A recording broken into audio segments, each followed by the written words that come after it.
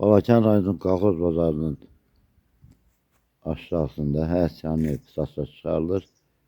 Hanifə rayon birləşən yerdə yerləşir. Yəni bazara çox da məsafəsi uzaq deyil. Yeni tikili evdir, 13 sot torpaq sahəsi var.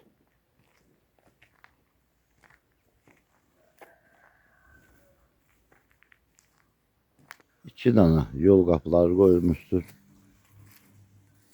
Yəni bu hissə ayrıca yol qapısı qoyulmuşdur. Kubik daşdan tikilmiş 12 tonluq sövzası. Cürbəcür meyvə ağaçları əkilmişdir.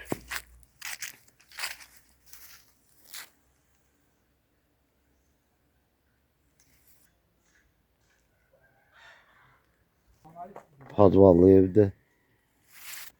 Evin girəcəyinin sol tərəfində açıq balkonu var. Monolit evdir. Tavanın hündürlüyü 3 metre 60 santimdir. Qeyd etdiyim kimi monolit evdir.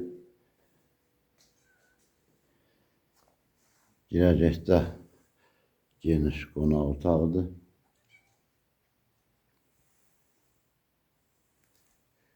Evdə kombi sistemidir. Polu, köprü poludur. Girəcəyin sol tərəfində mətbəxtidir. Mətbəxti genişdir.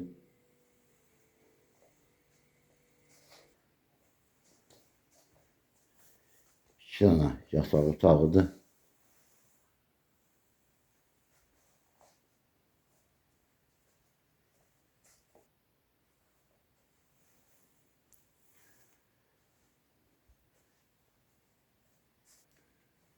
Hamamıdır, ayak yolusudur. Bu hissədə gördüğünüz kimi yeri mətbəxdir. Yukarı tarafına kapı vurulmayıbdır. 4 otaqdan ibarətdir. Gördüğünüz kimi geniş koridoru var. Gördüğünüz ev Kufçalıdır. Qiyməti videonun altında qeyd olunacaqdır.